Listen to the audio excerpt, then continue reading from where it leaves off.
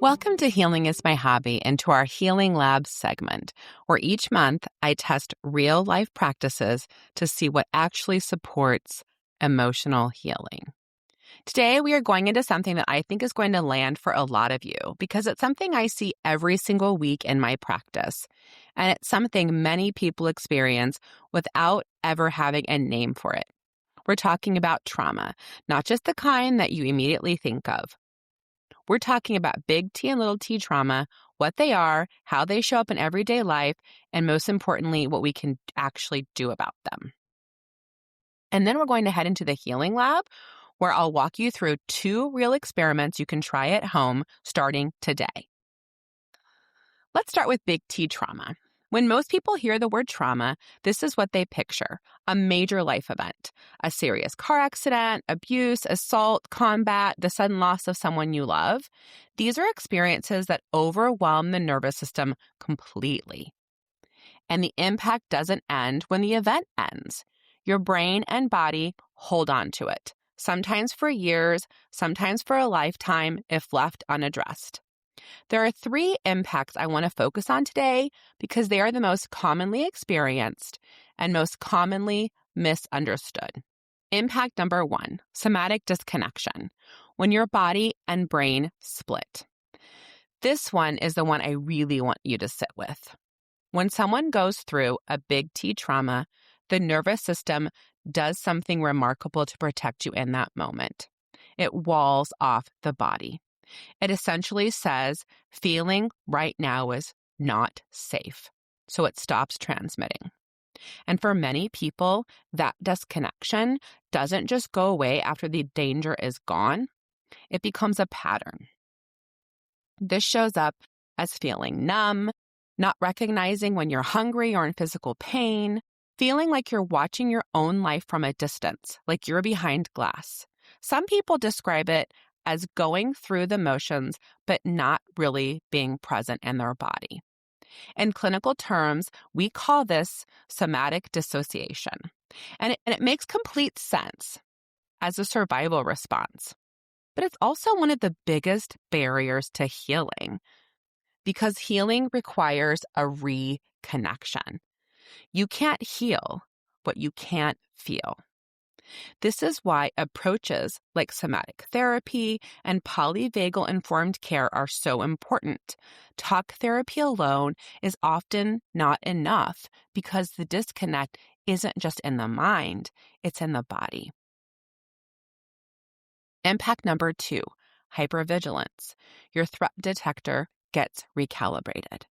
After big T trauma, the amygdala, your brain's alarm system, gets recalibrated. It starts scanning for danger constantly, even in completely safe environments. A certain smell, a tone of voice, a sound, and suddenly your system is in full emergency mode before your thinking brain even has a chance to evaluate what's happening. This is exhausting, and it's largely involuntary. People aren't choosing to react this way.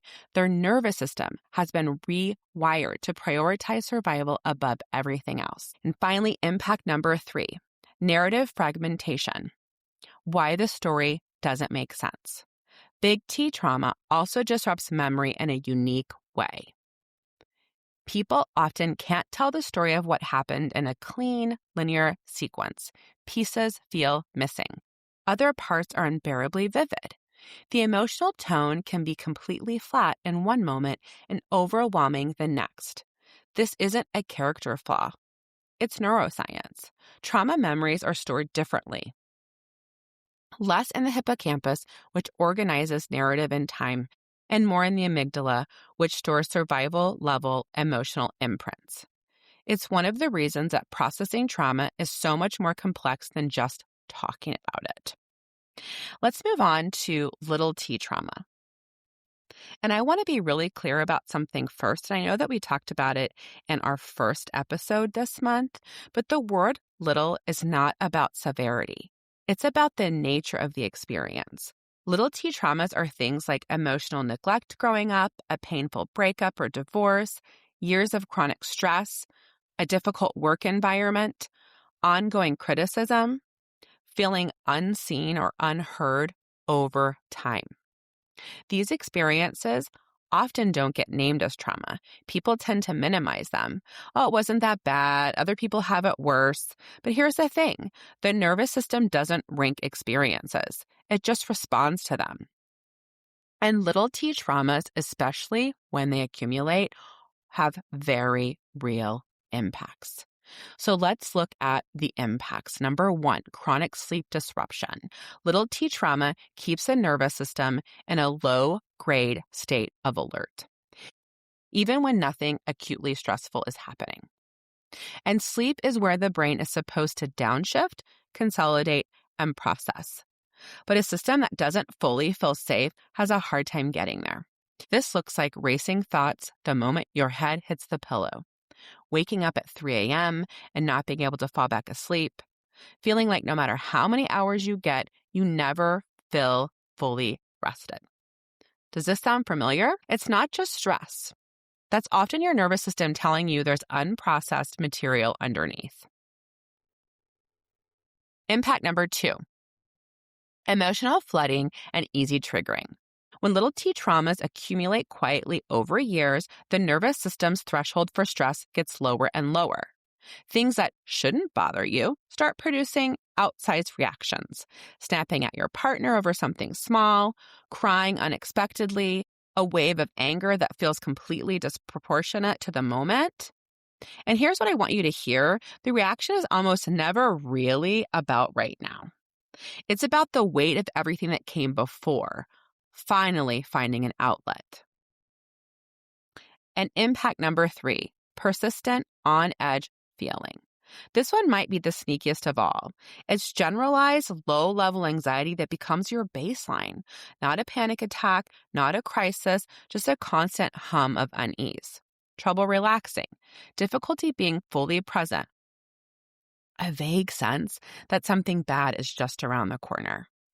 Over time, people normalize this so completely that they stop recognizing it as a symptom and they think, this is just who I am.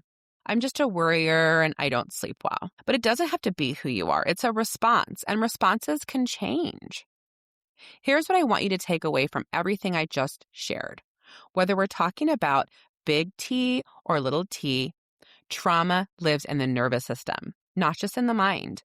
The brain-body disconnect is the common denominator, and that means healing has to include the body too.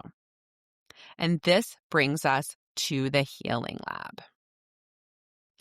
These are two experiments I have personally tested, and both of them are simple, free, and accessible to anyone, and you can start them today. And that was really important for me this month because I was looking at doing like an aromatherapy yin yoga or going and trying new things. But this month, I really wanted the Healing Lab experiments to be accessible to everyone. So experiment number one, the body scan check-in. This experiment is specifically for the disconnection piece, for anyone who wonders whether they're even in their body at all. Here's what you do. Find a comfortable seat, chair, couch, floor, whatever feels right. Close your eyes if that feels safe, or soften your gaze downward. And for about 5 minutes, you are going to slowly move your awareness from the top of your head down to the soles of your feet. You're not trying to fix anything. You're not trying to relax anything. You are simply noticing. What does the top of your head feel like? Can you feel your scalp, your jaw? Is it holding tension? The shoulders? Where are you right now? Your chest? Is there any tightness there? Any space there? The experiment question is, can you actually feel each part of your body? Or do some areas feel blank, distant, or just absent? When I did this, I was surprised by how many areas felt almost like static.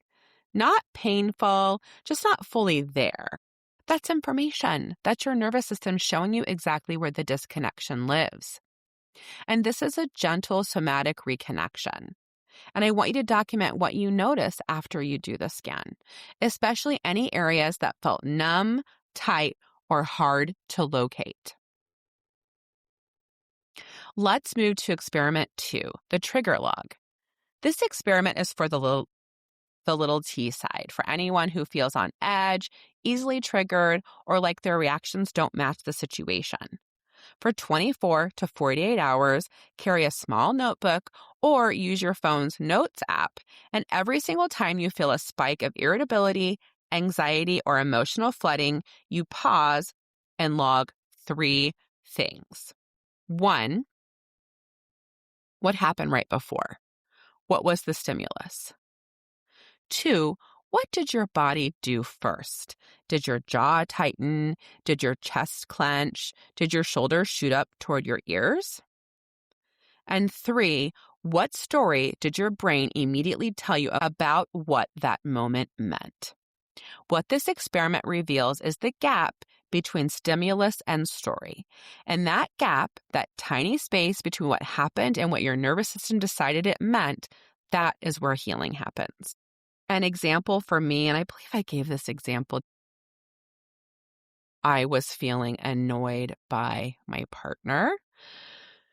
I have 3 children. They're all in sports right now, and it was coordinating who was taking what child where, and I felt like I was missing all the live games, and I was just kind of the default parent running everyone around and not being able to go watch the games, but take the other 2 to practice or whatever it was. And so that made me feel angry. And when I feel angry, I feel it in my chest and my face feels really hot. If I weren't in tune with myself, which during this time I was not in tune with myself, I would have been curious and I would have thought, what's really going on? Why is this triggering? And it really wasn't about my partner, who is very good about planning and listening and like dividing and conquering with our kids. It was really about that feeling of being triggered, of being kind of ignored, like my needs being ignored. And that's what it was really about.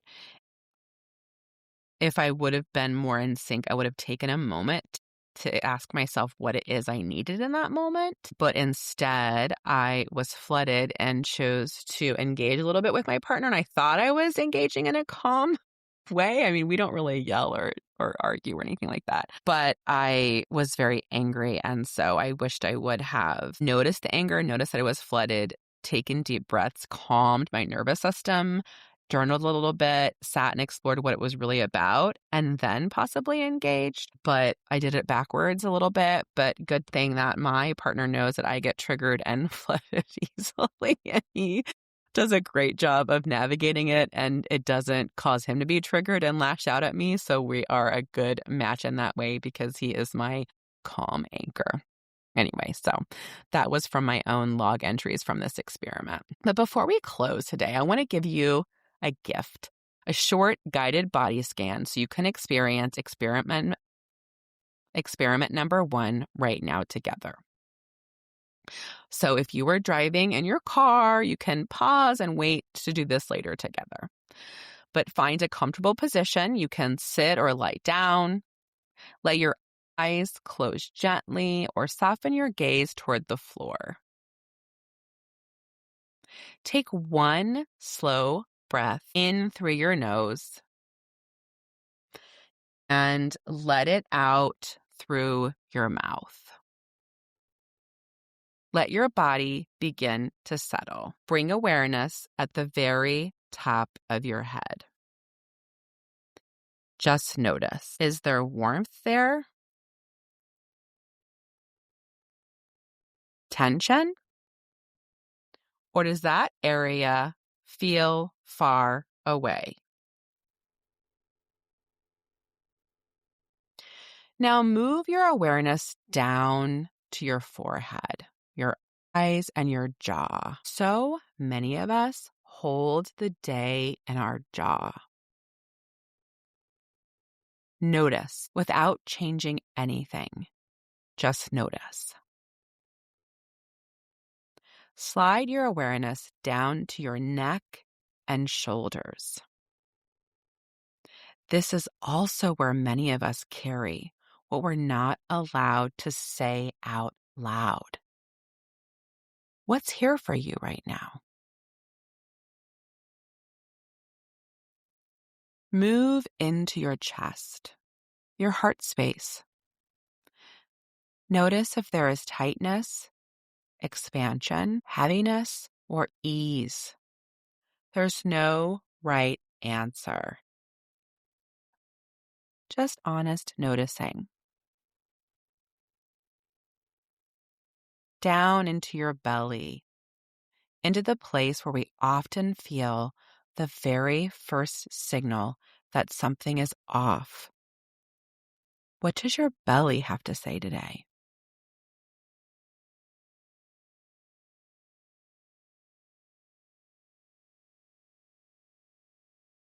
Move down through your hips,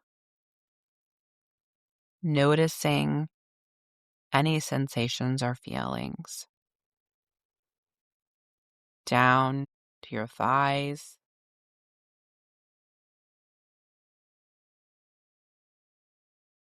moving attention to your knees.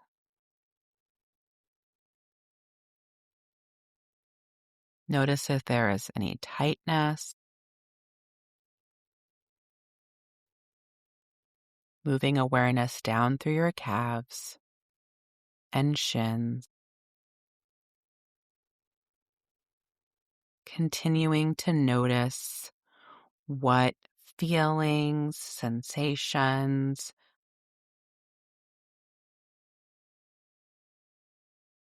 down to your ankles.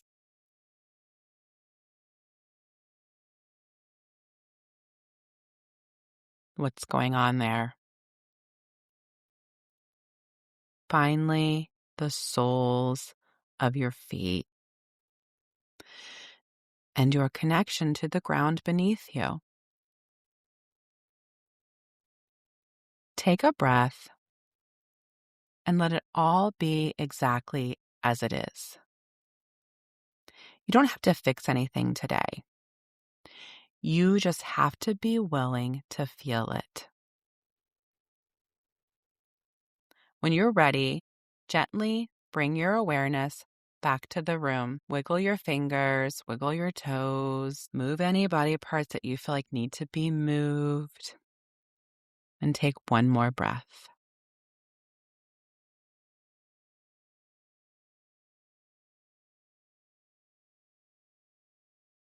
That was your body scan. And whatever you noticed, numbness, tension, ease, or places that felt blank, all of it is valid data. All of it is a starting point. And this is very different. I believe in past episodes, I facilitated a progressive muscle relaxation. And progressive muscle relaxation is not just noticing where there's tension, but it's releasing the tension and meant to really relieve any areas of the body that are holding on to stress. But when we're talking about somatic disconnection, right, when we are talking about not being connected, many times I talk to my clients and I'll say, where did you feel that in their body? And they'll say they do not. And as we've been talking so much this month, that when our nervous system is triggered, the first place it goes is into the body. And so this is just a simple, accessible exercise to begin bringing your awareness and hopefully connection back to your body. Thank you so much for being here in the Healing Lab with me today. This work is not always comfortable, but you showed up for it, and that matters. I want to leave you with this. Your nervous system learned these responses to keep you safe. It did its job, but you don't have to stay in survival mode forever. Healing is possible, and it starts with exactly what you just did, noticing. Next week, we're stepping into a segment I think a lot of you are going to relate to immediately. The segment that we call This Might Be a Trauma Response. Specifically, we're talking about high-functioning trauma responses because one of the most misunderstood truths in mental health is this. You can look completely fine on the outside, productive, capable, together, and still be carrying significant unprocessed trauma underneath. We're going to break down what high-functioning trauma actually looks like, why it's hard to identify, and why the people who seem like they have it most together are sometimes the ones who need support the most. You won't want to miss it. Until then, keep healing, keep showing up for yourself, and remember, healing is not a destination, it's a practice. If you'd like to read my blog or stay up to date, you can sign up for my newsletter at healingismyhobby.com. You can follow me on Instagram at healingismyhobby or on YouTube at healingismyhobby. And if you want to know more about my clinical practice, you can go to JessicaColarco, LCSW.com, or follow me on Instagram. I'll see you next week.